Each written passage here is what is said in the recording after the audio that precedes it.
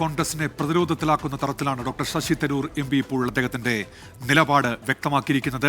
മോദി സ്തുതിയിൽ താൻ ഉറച്ചു നിൽക്കുന്നുവെന്ന് അദ്ദേഹം പറയുന്നു. വിദേശ നയവുമായി ബന്ധപ്പെട്ട് നരേന്ദ്രമോദി സ്വീകരിച്ച നിലപാടിലായിരുന്നു തരൂരിന്റെ പ്രതികരണം.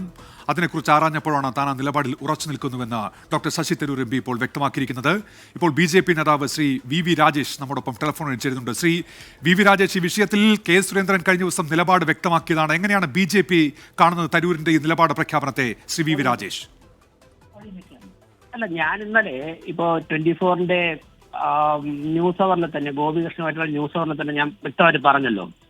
അതായത് നരേന്ദ്രമോദിയുടെ ആ നയത്തെ, നരേന്ദ്രമോദിയുടെ വിദേശകാര്യ നയത്തെയും അദ്ദേഹത്തിന്റെ ശൈലിയെയും ഒരു ഇന്റർനാഷണൽ പൊളിറ്റിക്സ് വാച്ച് ചെയ്യുന്ന, അല്ലെങ്കിൽ നമ്മുടെ രാജ്യത്തെ ദേശീയ രാഷ്ട്രം തന്നെ വാച്ച് ചെയ്യുന്ന ആർക്കും തന്നെ അതുമായിട്ട് യോജിക്കാതിരിക്കാൻ സാധിക്കില്ല. ഒരു അക്കാഡമിക് ഇൻട്രസ്റ്റിൽ കാണുന്നത്. അപ്പൊ ശശി തരൂരിനെ സംബന്ധിച്ചിടത്തോളം ഇന്ത്യൻ നാഷണൽ കോൺഗ്രസിൽ നിന്ന് ഈ രാജ്യത്ത് പ്രവർത്തിക്കുന്ന നേതാക്കന്മാരിൽ അതിന്റെ AICC പ്രസിഡന്റിനെയോ അല്ലെങ്കിൽ രാഹുൽ ഗാന്ധിയൊക്കെ കാലം അന്തർദേശീയ തലത്തിൽ എക്സ്പീരിയൻസ് ഉള്ള ഒരാളാണ്. അദ്ദേഹം ഒരു പരിധിവരെയൊക്കെ കോൺഗ്രസിന്റെ നയത്തിന്റെ ഭാഗമായിട്ട് അദ്ദേഹത്തിന് വിയോജിക്കാം. പക്ഷേ ഒരു പരിധി കഴിയുമ്പോഴേക്കും ആൾക്കാർക്ക് അതൊരു യോജിക്കേണ്ടി വരും.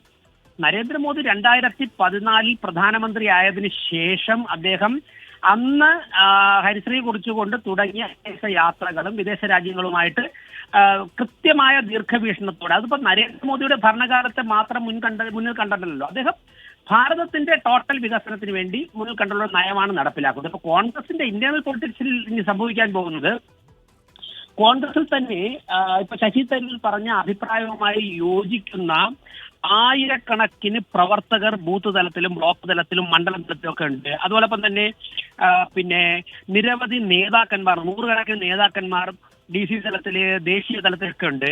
അവർക്കൊക്കെ തന്നെ ഒളിഞ്ഞും തെളിഞ്ഞും ഇതിന് പിന്തുണയ്ക്കേണ്ടി വരും. അപ്പോൾ ഞങ്ങളുടെ നിരീക്ഷിക്കുന്നത് നരേന്ദ്രമോദി ഗവൺമെന്റിന്റെ ബേസ് വർദ്ധിക്കുന്നു. നരേന്ദ്രമോദി ഗവൺമെന്റിന്റെ സ്വീകാര്യത, അതായത് ഇവിടുത്തെ പ്രിൻസിപ്പൽ ഒപ്പോണന്റ് പാർട്ടിയിലെ തന്നെ ഏറ്റവും പ്രധാനപ്പെട്ട നേതാക്കന്മാർ ഉൾപ്പെടെ നരേന്ദ്രമോദിയുടെ നയതന്ത്രത്തെ പ്രകീർത്തിക്കുമ്പോൾ അത് ഒരുപക്ഷെ ലോകത്ത് അപൂർവ രാഷ്ട്രങ്ങളിൽ അപൂർവമായിട്ട് മാത്രമേ അങ്ങനെയൊക്കെ സംഭവിക്കാവുള്ളൂ. അങ്ങനെ ഒരു രാഷ്ട്രീയം ഭാരതത്തിനുള്ളിൽ ഡെവലപ്പ് ചെയ്ത് വരുന്നത് വിദേശ രാജ്യങ്ങളിൽ നമ്മുടെ ഉൾക്കരുത്ത് വർദ്ധിച്ചതായിട്ടുള്ള ഒരു അനുമാനമുണ്ടാകും. അത് ഭാരതത്തിന്റെ സാമ്പത്തിക ഘടനയ്ക്കും ഭാരതവുമായി ബന്ധപ്പെട്ട് ജീവിക്കുന്നവർക്ക്, ഭാരത പ്രവാസികൾക്കൊക്കെ തന്നെ ഏറ്റവും കൂടുതൽ ഗുണം ചെയ്യും.